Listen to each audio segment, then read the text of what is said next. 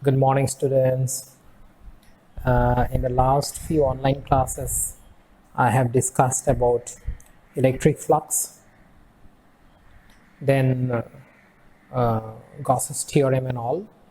So on that, I'm making a video so that अगर आपका पास कुछ doubts रह गया वो doubts clear हो जाए.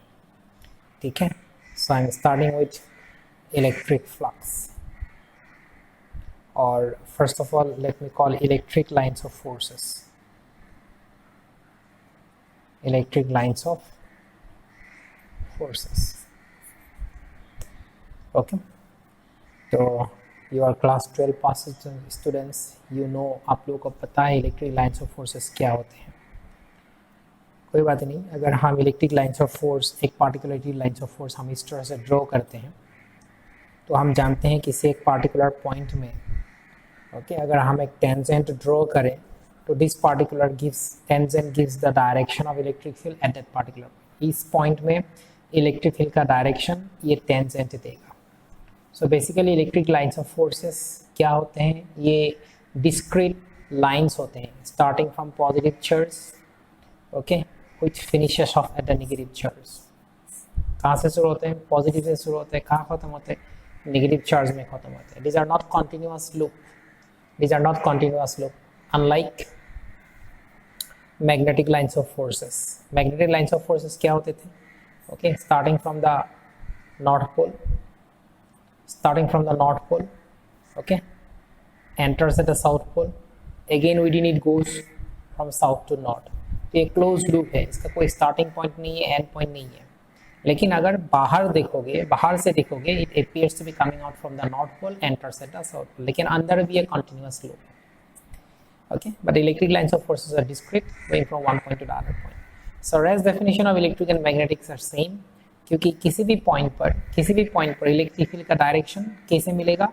उस पार्टिकुलर पॉइंट में हम एक टेंजेंट ड्रॉ करेंगे. That particular tangent gives the direction of electric field at that particular point, okay, because of the system of charges or because of an individual charge. For example, अगर मेरा पास एक individual charge है plus q, point charge है, इसके लिए क्या होगा? lines of forces will be going out every direction. So this will have a spherical symmetry, 3-dimensional. Okay, if the medium is अगर मीडियम बिल्कुल सेम मीडियम है, homogeneous medium है, कोई दूसरा मीडियम है नहीं, एक ही मीडियम है, तो it will going in every direction in the similar manner. Similarly, अगर एक नेगेटिव चार्ज है तो for a negative charge lines of forces will be coming towards it. Lines of forces will be coming towards it because electric field because of a negative charge is towards it. Electric field because of a negative charge is towards it, and electric field because of a positive charge is away from it. Right? So this is electric lines of forces. A brief idea. So for a positive charge, we have seen this is the electric lines of force. For a negative charge, we have seen this is the electric lines of force. अगर यहाँ एक positive charge है और उसकी बगल में एक negative charge है तो इलेक्ट्रिक लाइन्स ऑफ फोर्सेस क्या होगा? Starting from positive okay and emerging out okay यहाँ से शुरू होगा और जाके नेगेटिव चार्ज में ये एंट्री होगा. इस हिसाब से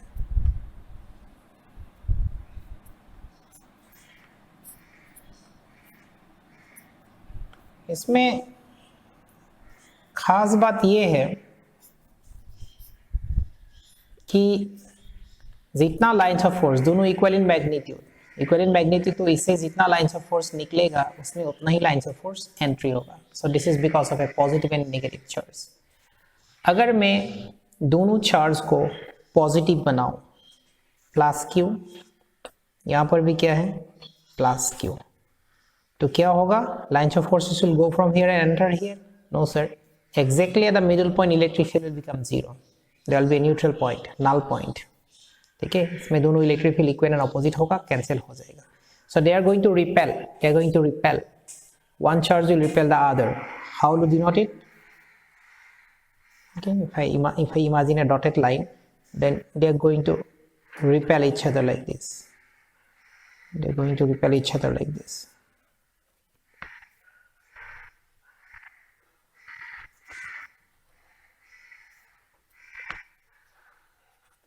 they're going to repel each other like this.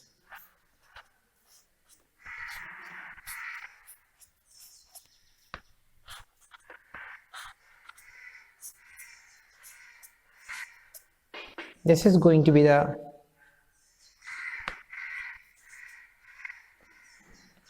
situation that we see for two positive charges, or you can call for two negative charge अगर डाल दिया minus q at a certain distance, another minus q, तो यहाँ पर भी बिल्कुल बीच point में electric field negative होगा because of this one here towards right, because of this one here towards left, और दोनों इक्वल एंड अपोजिट होगा तो कैंसिल होगा बीच पॉइंट पे. ओके, तो ये पार्टिकुलर सिस्टम का जो फिगर होगा लाइन्स ऑफ फोर्स, और इसका जो फिगर है बिल्कुल सेम है, सिर्फ एरो का डायरेक्शन उल्टा होगा. एरो का डायरेक्शन उल्टा होगा. जैसे going out, here to be coming in. This is going out, here to become coming in. So this lines of forces will be coming in. This lines of forces will be coming in. Here these are coming in. These are coming in. Same lines of forces we can draw here, but towards the charges. Same lines of force you can draw here, but towards the charges.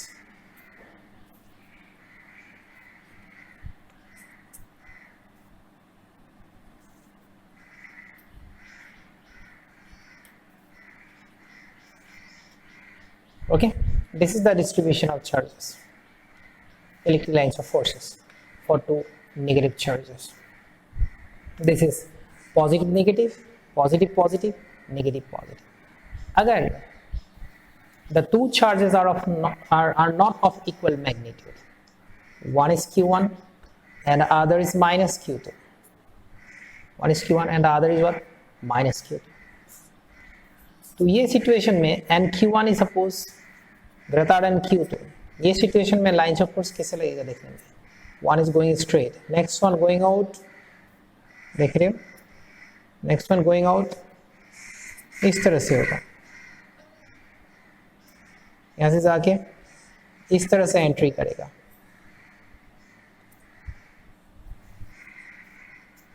Clear?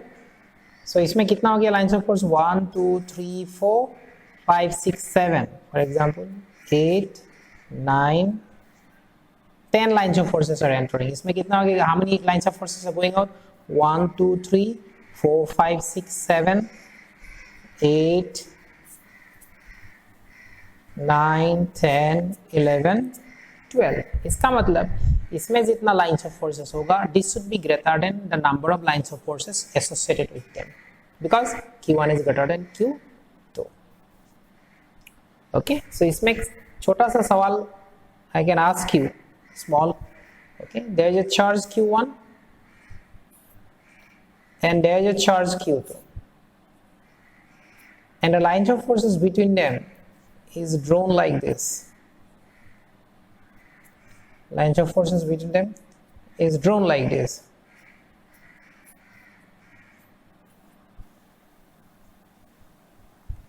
Okay, and here lines of forces are drawn like this.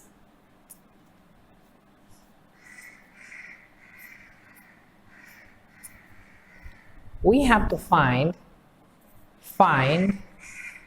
Q1 by Q2 ratio. इस ratio को निकालना है. अब यहाँ पर Q1 का नाम magnitude दिया हुआ है, Q2 का नाम मैग्नीट्यूड दिया हुआ है. Only thing that they have explained here is given here is the lines of forces. So we need to understand the charge is bigger, the more number of lines of forces will be associated with it. The charge is smaller, then less number of lines of forces will be associated with it. The way I try to explain this particular picture. Now another point, from here lines of forces are going out, so this is bound to be positive, and here lines of forces are entering, this is bound to be negative. So here we do not have any other options but to understand the we'll not able to find out how much is Q1 or how much is Q2, but at least we can find out the ratio of their magnitudes. How to do that? By counting the number of lines of forces associated with them. इन लोग का साथ कितना lines of forces associated है उसको देख के हम वहां से निकाल सकते हैं. जैसे Q1 का साथ कितना है, let me start from here. 1 2 3 4 5 6 7 8 9 10. So Q1 is with Q1 there are 10 number of lines of forces, and with Q2 How many are there? Starting from here, 1, 2, 3, 4, 5, 6, 7, 8.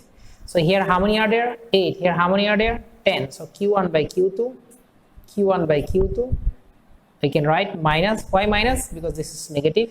They'll have to be oppositely charged. Any one of them will have to be negative. So from the diagram it is clear, this is positive lines of forces going out, this is negative lines of forces are entering. Q2 is negative. So Q1 by Q2 कितना होगा यहाँ पर? Q1 directly proportional to 10, Q2 directly proportional to 8. So this will become minus 5 by 4. That means number of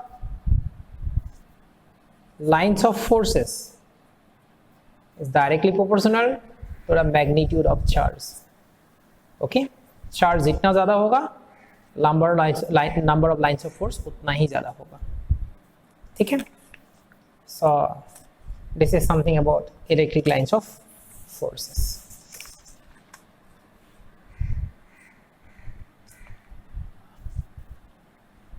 Okay, so अगर कोई भी metal surface या body ले लो तो हमें एक बात याद रखना है, electric lines of forces always goes normal to the surface of the body. अगर हम एक पॉइंट चार्ज की कंसीडर ना करके अगर हम एक बॉडी कंसीडर कर ले, सपोज कंडक्टिंग बॉडी, ओके, जिसमें positively charged, where the charge will reside on the surface. Why? Because this is a conductor. Inside charges cannot reside. Charges will reside on the surface. तो जहाँ पर से भी देखो, whenever the lines of forces will come out, it will come out normally. Okay. So is it possible that this will go like this and this will go like this? They will cross. We know electric lines of force never crosses. ऐसे नहीं हो सकता कि एक lines of forces इधर चला गया, दूसरा lines of forces इधर चला गया. Electric lines of forces they never cross each other. अगर यहाँ पर सपोज मैंने एज्यूम कर लिया, क्रॉस कर लिया बोल के एज्यूम कर लिया, तो इसी पॉइंट में मुझे इलेक्ट्रिक फील्ड का दो डायरेक्शन मिलेगा, ये भी होगा ये भी होगा. So which is not practically possible. Electric lines of force, okay, electric field can not have two directions at one point, it has one direction at one point. इसीलिए lines of force can not cross. Okay, जिसे मैंने इस तरह से ले लिया. तो यहाँ पर मुझे मालूम है इलेक्ट्रिक लाइंस ऑफ फोर्स का डायरेक्शन किधर है, इधर है. यहाँ पर एक दूसरा लाइन ऑफ फोर्स आके क्रॉस कर लिया, ये E1 है, ये E2 है. तो इस पॉइंट में E2 का डायरेक्शन क्या होगा, मुझे टेंजेंट ड्रॉ करना पड़ेगा. E2 का डायरेक्शन सेम पॉइंट में मुझे दो फील्ड मिला, E1 E2. ओके, और सपोज मैंने एज्यूम कर लिया दोनों का मैग्नीट्यूड सेम है, लेकिन डायरेक्शन तो अलग है. ये प्रैक्टिकली पॉसिबल नहीं है कि एक ही पॉइंट में दो इलेक्ट्रिक फील्ड दो डायरेक्शंस में नहीं होगा. इसका रिजल्टेंट एक ही फील्ड होगा. तो इसीलिए यहाँ से निकालते हो तो निकलेगा normally, but after that they will adjust bend, okay, in such a way so that they do not have to, okay, they do not have to interact, so that they do not have to interact, something like this. It always goes out of the metal surface normally. ठीक है, अगर हम एक linear distribution of charge ले लें, linear distribution of charge lambda, okay, infinitely long linear distribution of charge, इसके लिए lines of force कैसे होगा, okay, perpendicular to the line every direction में होगा. अगर ये linear distribution of charge है, okay, तो इसके लिए lines किधर होगा, electric lines of forces किधर होगा, हर डायरेक्शन में होगा. ये इधर भी होगा, इधर भी होगा, इधर भी होगा, इधर. टू डायमेंशनल सिमेट्री, तो ये सिलेंडर की तरह होगा सारोवर. इलेक्ट्रिक लाइंस ऑफ फोर्स इधर भी होगा, इधर भी होगा, इधर भी होगा.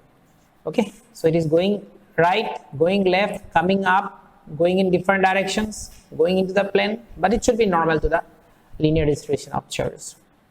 Okay, right. So यहाँ पर और एक point, कौन सा point?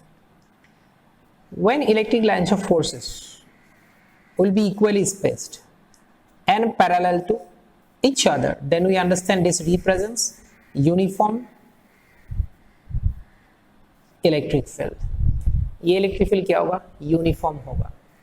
क्या होगा, यूनिफॉर्म होगा. अगर lines of forces are placed like this, if the lines of forces appears to be like this, so this represents non uniform electric field. यहाँ पर अगर मैंने दो point, if I consider 2 point 1 and point 2, तो हम बोलेंगे E1 is greater than E2. Okay, here lines of forces are more closely spaced. Here the separation between the lines of forces are more. When the separation between the lines of forces are more, then electric field will become weaker, कमजोर होगा. और lines of forces are more closely spaced. Okay, more tightly, more closely spaced, यहाँ पर electric field strong होगा. ठीक है. For example, this is called diverging field. For a positive charge, we can get it like this. This is a converging field. For negative charge, you can get it.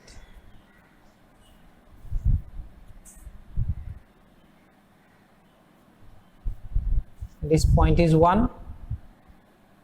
This point is 2. अब यहाँ पर क्या बोलेंगे? E2 is going to be greater than E1. Yeah, they are more closely spaced. Here electric field is stronger. Here electric field is weaker. यहाँ कमजोर है, यहाँ मजबूत है. ठीक है. So this point also we need to understand. अच्छा, अगर मैं इलेक्ट्रिक लाइन्स ऑफ फोर्सेस को इस तरह से ड्रॉ करूं, ये situation 1, this situation 2, this is situation 3. Okay, let me consider situation 4.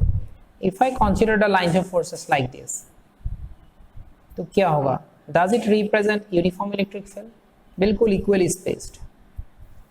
Spacing same है. They are parallel to each other. Does it represent uniform electric field? क्या सोचते हो? तो यहाँ पर अगर इस टाइप का lines of forces अगर possible है, तो this will represent, okay, electric field constant in magnitude. Constant in magnitude. Uniform field का magnitude constant है. लेकिन when you are going from here to here, यहाँ पर direction of electric field is like this. यहाँ direction of electric field is like this. So electric field direction is changing, but direction changes. Direction changes. So इसीलिए इसको हम क्या बोलेंगे?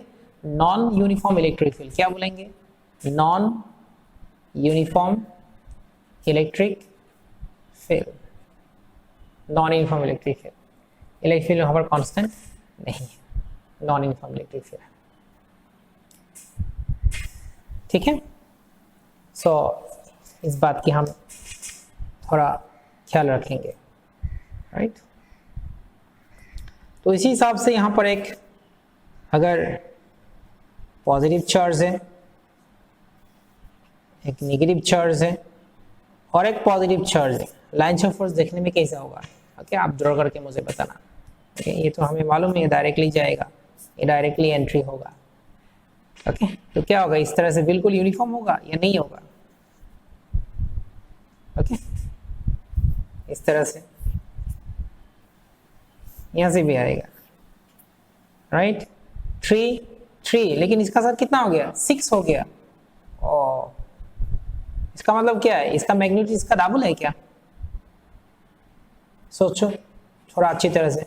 अगर यहाँ पर मैंने ड्रॉ कर दिया टोटल 6, यहाँ पर मैंने ड्रॉ कर दिया टोटल 6.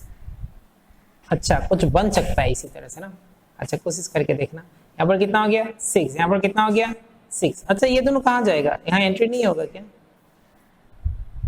पॉजिटिव से नेगेटिव तक एंट्री कहाँ जाएगा? ये जगह यहाँ एंट्री नहीं होगा क्या?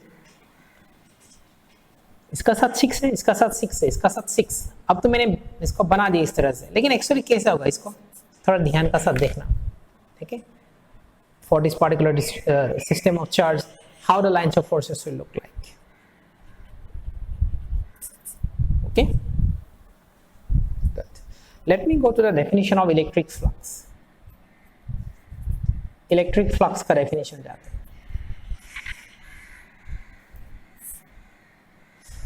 Okay, first of all, what is electric flux? Electric flux, it basically represents numbers. It basically represents a number, total number of lines of forces crossing a given area, normally. अगर मैं यहाँ पर एक plane circular area ले लूँ जिसका area A है, और सपोज इस एरिया से electric lines of forces are crossing, how? Normal to the surface. How electric lines of forces are crossing? Normal to the surface. How electric lines of forces are crossing? Normal to the surface. तो इस particular region से कितना electric field निकाल के जाएगा, कितना electric lines of force cross करेगा total, उसको बोला जाएगा फ्लक्स। यानी अगर इलेक्ट्रिक फील्ड को कैसे डिफाइन किया जाता है, इस फ्लक्स का डेफिनेशन कैसे होगा, electric field into area, this will be the definition of flux. Electric field का यूनिट है न्यूटन पर कूलम, एरिया का यूनिट है metre square, so electric flux का यूनिट हो जाएगा Newton per coulomb into metre square. नहीं तो ऐसे भी लिख सकते हो 1 newton and 1 metre will make you joule, joule metre divided by coulomb, इस तरह से भी joule metre divided by coulomb, इस तरह से भी लिख सकते हैं। So exactly in definition it represents the total number of lines of force crossing a given area normally. Okay, so उसका calculation कैसा होता है, electric field into area. So actually electric field basically represents what, number of lines of forces crossing a given area, crossing a unit area normally, क्योंकि मैं यहाँ से देखूंगा electric field क्या होते हैं, flux divided by area, that means number of lines of forces crossing a given area normally, crossing a given crossing a unit area normally. So electric lines of forces क्या बोलेंगे, amount of flux associated with unit area, because E will become equal to phi when A is equal to 1. E will become equal to phi when A is equal to 1. So ये है तुम्हारा electric flux का definitions. अगर if these lines of forces are not normal to the surface, if these lines of forces are not normal to the surface, for example, let me consider the same area, okay, and we understand area vector is always normal to the area, this is the direction of area vector n cap. अब देखते हैं, suppose electric field is along this direction, it is not normal to the area, electric field is along this direction making an angle theta. तो हम यहाँ क्या करेंगे, we will not consider E but we will consider the component of E normal to the surface. Okay, अगर E ये direction में है, इसका कंपोनेंट ये डायरेक्शन में कितना हो जाएगा, if this is E, the component of E along this direction will become E cos theta. Okay, so ये डायरेक्शन में क्या होगा, E cos theta, और ये डायरेक्शन में E sin theta. So E sin theta is parallel. Parallel मतलब E sin theta, this component of electric field is not crossing the surface, is going along the surface, but this component of electric field will be crossing the surface normally.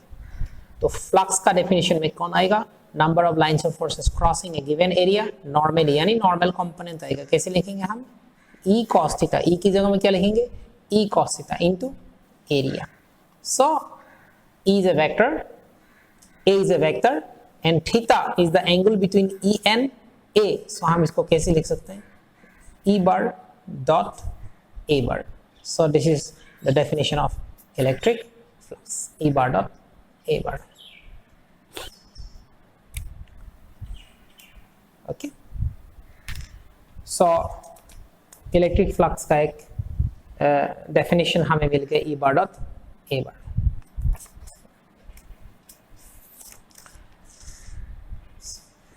Right, so इससे हम calculate कर सकते हैं electric flux associated with different system. उसके लिए let me consider equation first. Okay, suppose in a region of space, okay, एक electric field है, in a region of space there exists an electric field. कितना electric field, suppose 20 I cap plus 30 J cap और plus 10 K cap, एक electric field है newton per coulomb. Okay, in a region of space there exist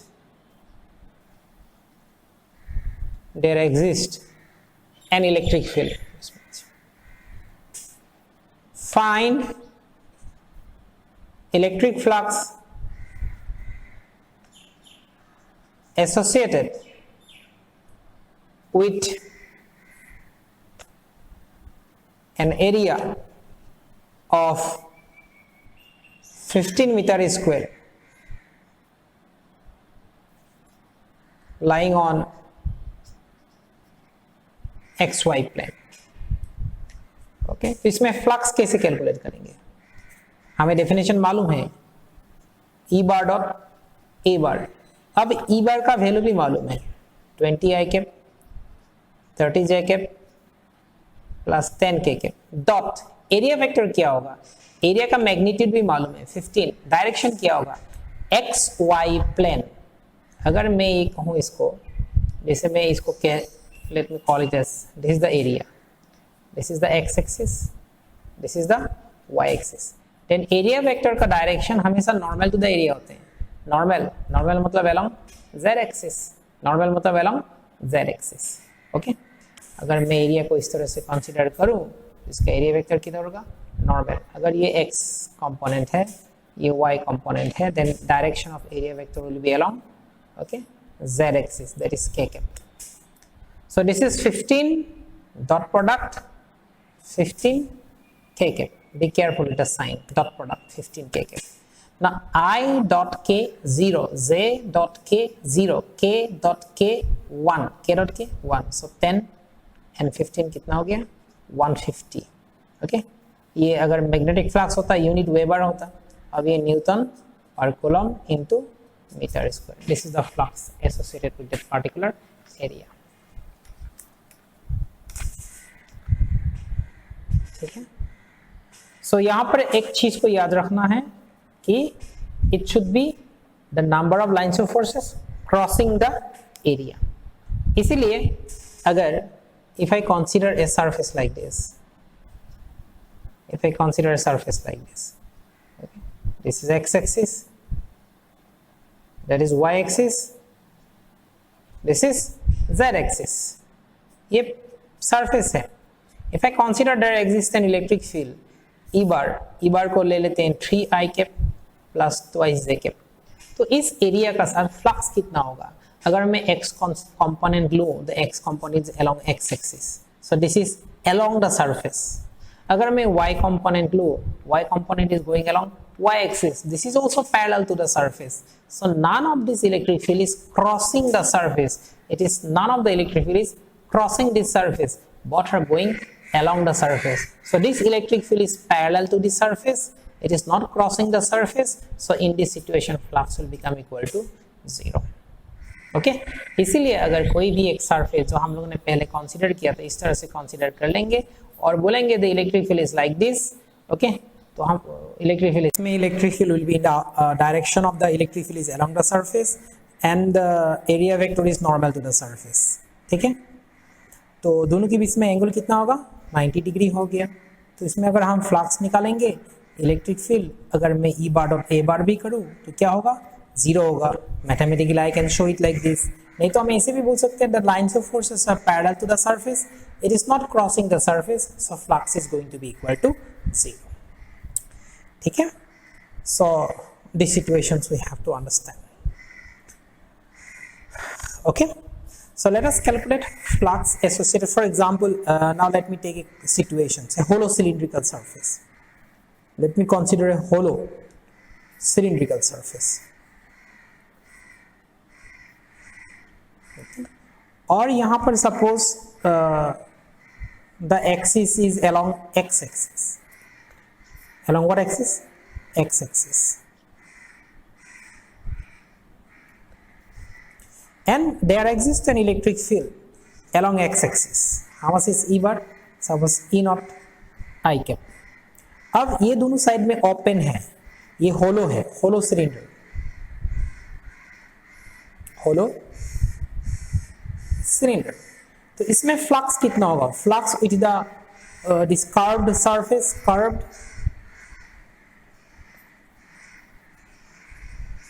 flux with the curved surface कितना होगा।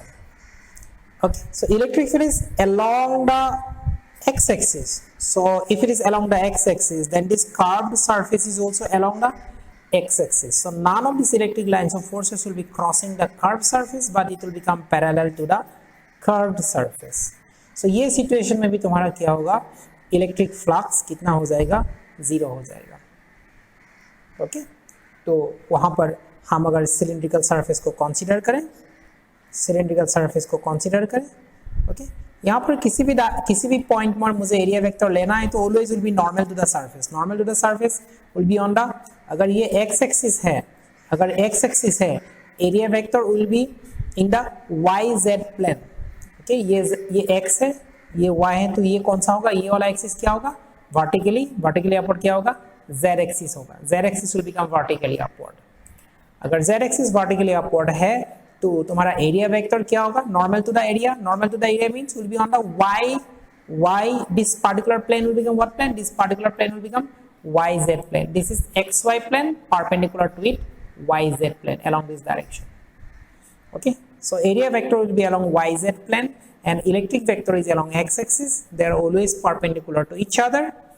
Okay, so their dot product will become 0. और हम ये कह सकते हैं कि lines of forces are along the surface, none of the lines of forces are crossing the surface, so flux associated with the surface will become equal to 0.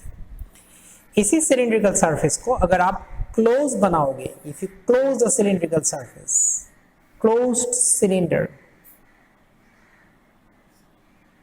इसको हमने close कर दिया दोनों end में। okay, let me consider to be axis is along x axis only, y axis only. So suppose there exists an electric field along x axis, there exists an electric field along x axis. अब क्या होगा, okay, ये surface, suppose this is the surface 1 and this is the surface 2, और ये तुम्हारा curved surface है, दो plane surface और एक curved surface, one plane surface, another plane surface, one curved surface. अब यहाँ पर क्या होगा, what is the flux with the first surface, flux with the first surface कितना होगा, electric field into area, so this electric field is normal to this area. ये area कितना है, अगर मैं इसका रेडियस को मैं r कहूँगा तो ये प्लेन एरिया कितना है, पाई r स्क्वायर, और electric field is entering, area vector is normal to the surface outward, area vector is normal to the surface outward. So here area vector and electric field same direction, but here area vector is outward, electric field is inward, they are in opposite direction. So this is flux entering, जिसको हम negative कहेंगे. So phi 1 कितना हो जाएगा, okay, theta 180 हो गया. This is entering and area vector is normal to the area outward. So between them angle is what, 180. Cos 180 is minus 1. Cos 180 is minus 1. So this flux phi 1 will become minus E into pi r square. At the other end, electric field is towards right, area vector is also towards right. Angle between them is 0. On the second surface, flux 2 will become how much? E into pi r square. And a flux with the curved surface, as has been discussed here, will become equal to 0. Okay? अगर ये situation में भी ये बोला गया, what is the total flux? Then हमें मालूम है जितना the amount entering, same amount is going out. So anyway, flux total will also become equal to 0. But flux with every surface is not 0. There are two plane surfaces. Flux with the plane surfaces is not 0. On this one it is minus E into pi r, E into area, pi r square. Here also E into area, pi r square. This flux is entering, we will call it as negative. This flux is going out, we will call it as what? Positive. So another point we have discovered, flux entering will be called as negative and flux going out will be called as what? Positive. We understand that easily from Gauss's theorem.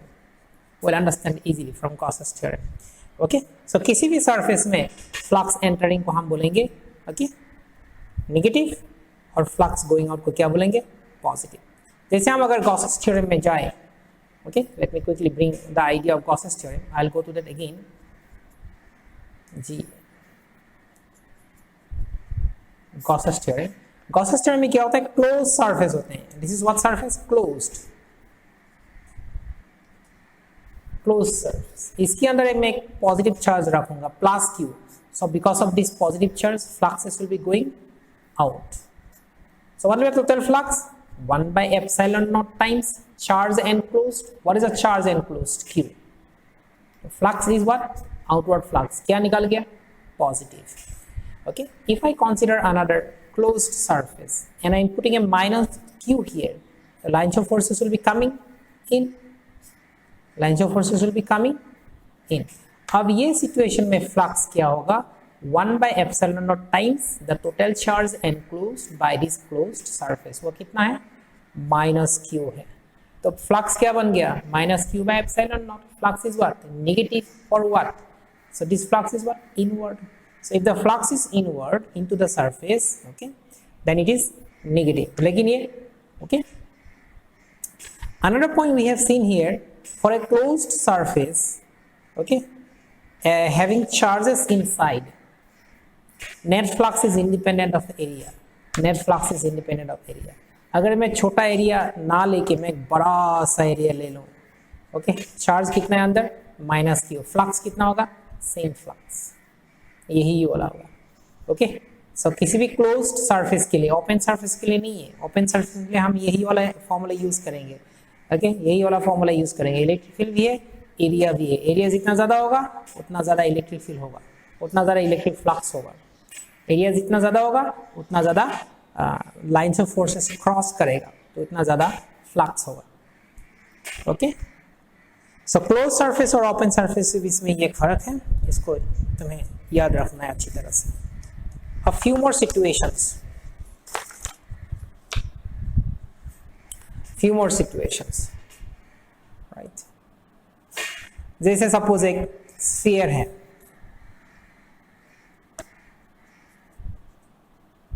ये sphere है. Lines of forces are coming from this side. Okay, so अभी ये अगर sphere है, इसका area radius r है, इसमें flux entering, okay, और ये जो इलेक्ट्रिक फील्ड है वो यूनिफॉर्म है, uniform electric field, uniform electric field.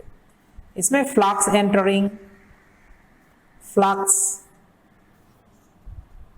Going out, flux total और फ्लक्स क्रॉसिंग. बहुत सारा सवाल हो सकता है इसके ऊपर. ओके, सो अगर हम बोलेंगे फ्लक्स एंटरिंग, फ्लक्स एंटरिंग कितना होगा? फ्लक्स एंटरिंग, फ्लक्स एंटरिंग बोलने का साथ साथ हम लोग का दिमाग में आएगा नेगेटिव होगा. Entering flux, going out will become positive. Okay, so हम यहां से देखेंगे तो how the sphere will look like. For example, this is the sphere. Okay, one of you is standing here.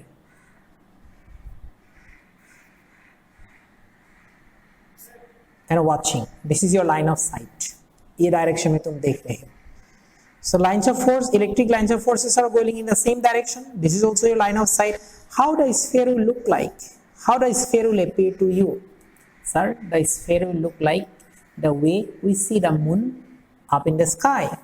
The moon up in the sky appears to us to be a circle, but we know in reality this is not a circle, this is a sphere.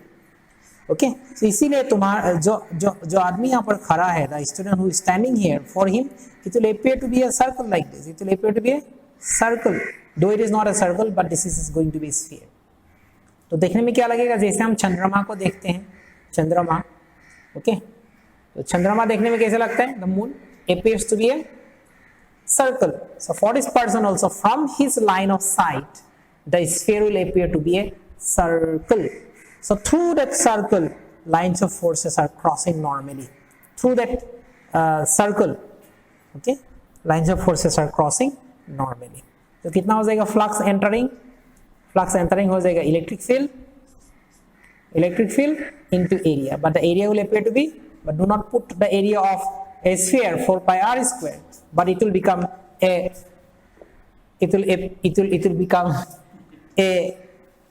circular area pi r square. So इसलिए flux entering will become minus e into pi r square अगर radius r है तो. Okay, let me use capital R. Okay, so flux going out, same flux, what will be entering, same amount will be going out, e into pi r square. Total flux कितना हो जाएगा? Plus and minus 0 हो जाएगा.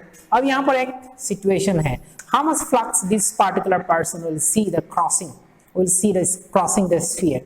ये sphere है, एक आदमी यहाँ पर खड़ा है, तो उसने देखेगा कि how much lines of forces are crossing. Okay, so you will see this is the number of lines of force which is crossing. So crossing मतलब कितना पार होके चला गया, मतलब how much has entered and how much has gone out, that's what we call crossing. Okay, 10 student एक particular room के अंदर, ओके, ये एक रूम था, 10 students have entered and 10 students has gone out. So एक ऑब्जर्वर था यहाँ पर, वॉचमैन था, वॉचमैन को पूछा जाएगा how many have crossed, we'll say 10 students have crossed. Okay, similarly number of lines of force crossing the surface will become electric field into area. This is not the area of a sphere, because to the watchman the sphere will not this sphere will not appear to be a sphere, but to the person, okay, from this particular side it will appear to be a circular area. Okay, in a similar manner, instead of a sphere, if I use a cone, right cone, height h, base radius r, and suppose we are considering electric lines of forces, and suppose these electric lines of forces are parallel to the base की parallel है, मतलब perpendicular to the height, this is vertical, then these lines of forces are horizontal. Flux crossing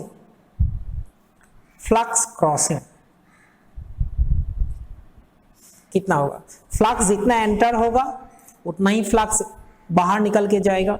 So net flux will become 0. So we have learned for any closed surface, if the lines of forces are coming from outside, for any closed surface, if the lines of forces are coming from outside, then net flux will become equal to 0. So इसीलिए flux crossing कितना होगा? In magnitude equal to flux entering is equal to flux going out. So flux crossing, अब यहाँ से देखो, a person is watching it. इस line से देखो, यहाँ से suppose you are watching from this side, this is your line of sight. तुम्हें ये कोन देखने में कैसा लगेगा? बोलो, सोचो, how the cone will appear, how it will look like. अगर अच्छी तरह से देखोगे, the from the point from where you are watching it, the cone will appear to be a triangle. The cone will appear to be a triangle with base as twice r, क्योंकि radius r है, total कितना होगा? Twice r, height is h. Okay, so through this particular surface, lines of forces are crossing. Okay, तो ये side से देखोगे, from far the cone will appear to be a triangle. इसलिए flux crossing will become electric field into area. Electric field is E, area is how much? Half into base into height. Half into base into height. So ERH. This is the electric flux crossing the surface.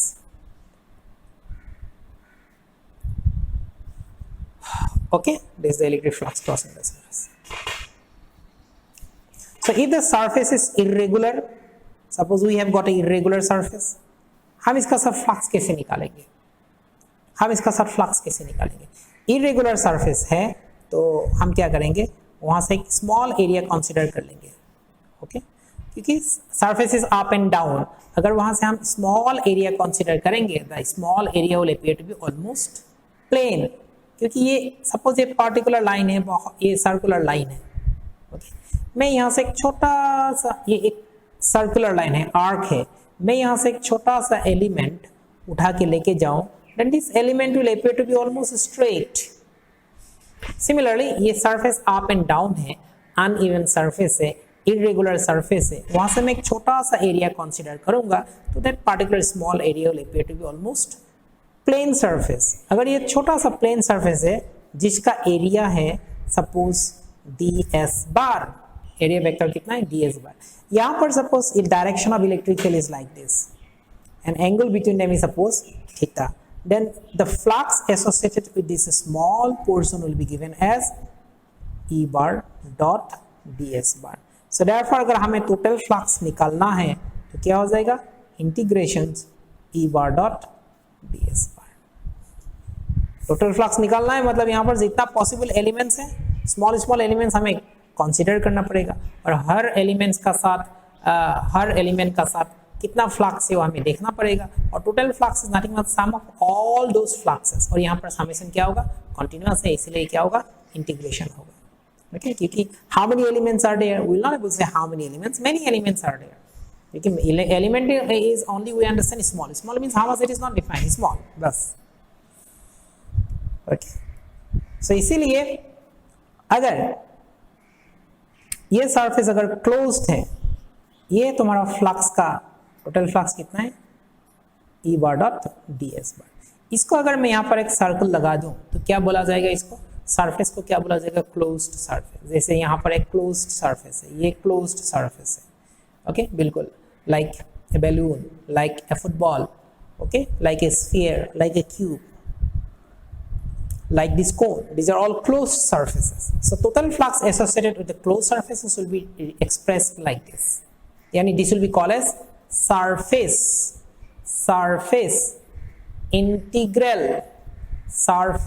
integral of electric field over a closed surface. This is nothing but Gauss's theorem. 1 by epsilon naught times total charge enclosed. 1 by epsilon naught times total charge enclosed. This is Gauss's theorem. Okay, we have learned all these things. For drop or bets I can tell you together. We have 4 integrals: E bar dot ds bar, E bar dot dl bar,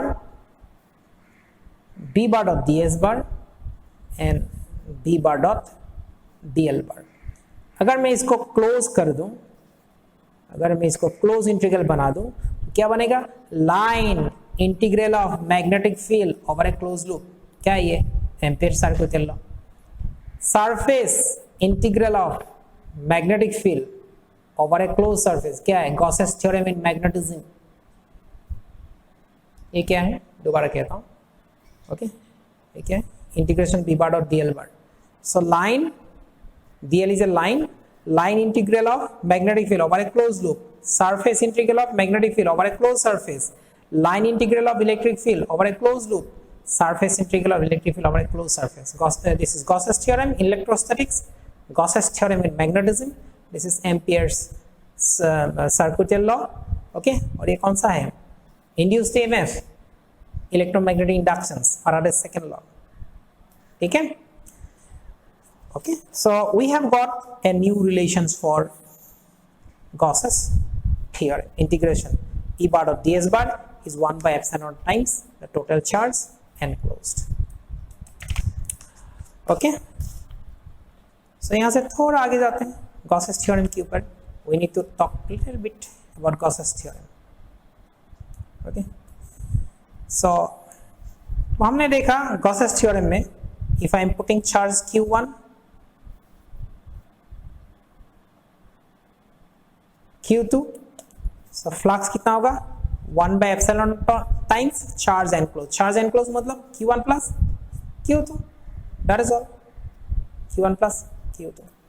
अगर इसी surface के अंदर मैं q1 भी रखूं, q2 भी रखूं, minus q3 भी रखूं, तो फ्लक्स कितना हो जाएगा, 1 by epsilon times q1 plus q2 minus q3. अब ये फ्लक्स बाहर की तरफ होगा या अंदर की तरफ होगा, डिपेंड करेगा which is greater, q1 plus q2 is greater than q3 और q3 is greater than q1 plus q2. अगर ये ज़्यादा है इन दोनों से तो फ्लक्स will become inward, अगर ये दोनों इससे ज़्यादा है तो flux will become outward.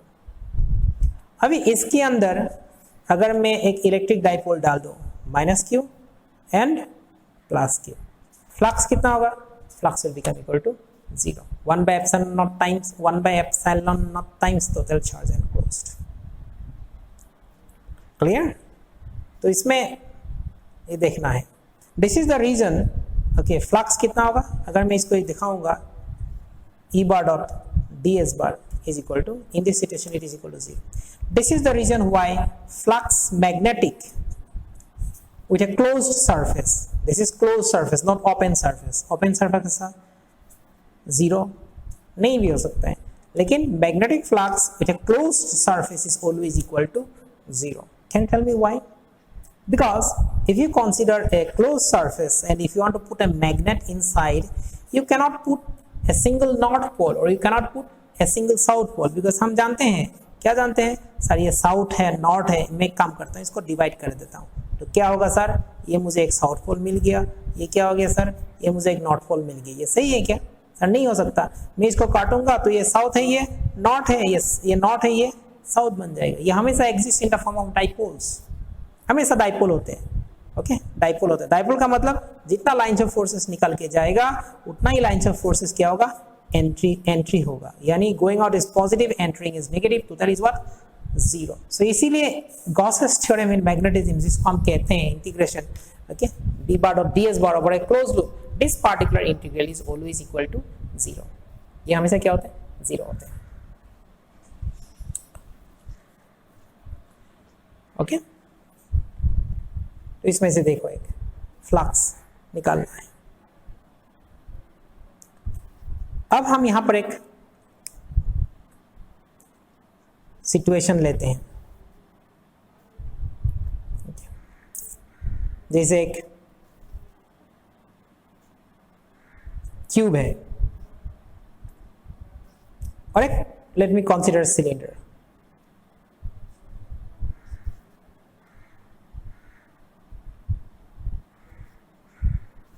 Axis is along y axis. This y axis is nothing but a linear, infinitely long linear distribution of charge. An infinitely long linear distribution of charge is there. This length is L. Okay. ये जो linear distribution of charge है, which is along the axis, इसको कहा जाएगा lambda, LCD. LCD मतलब linear charge density. इसका मतलब क्या है, चार्ज पर यूनिट लेंथ. क्या है इसका मतलब, charge per unit length, linear charge density, charge per unit length. अभी इस कर्व सरफेस का साथ हमें फ्लक्स निकालना है. प्लेन सरफेस अगर मैं कंसीडर भी करूं, lines of forces will become parallel to the plane surface. Lines of forces will become parallel to this plane surface, so flux to the plane surfaces will become 0. But because of this distribution of charge, lines of forces will become normal to the curved surface. तो curved surface के साथ flux अभी 0 नहीं होगा. Okay, तो कितना होगा इसमें flux, निकाल के बताओ कितना होगा. flux कितना होगा, 1 by epsilon naught times charge enclosed. अब charge enclosed कितना होगा sir, lambda is a charge per unit length और टोटल लेंथ कितना है, L है. तो कितना चार्ज एनक्लोज्ड होगा, 1 by epsilon times charge enclosed is nothing but lambda into L. Okay, समझ में आया कि नहीं है मुझे बताना. इससे आगे हम कंटिन्यू करेंगे. तो आज के लिए इतना काफ़ी है. Okay, see you in the next class.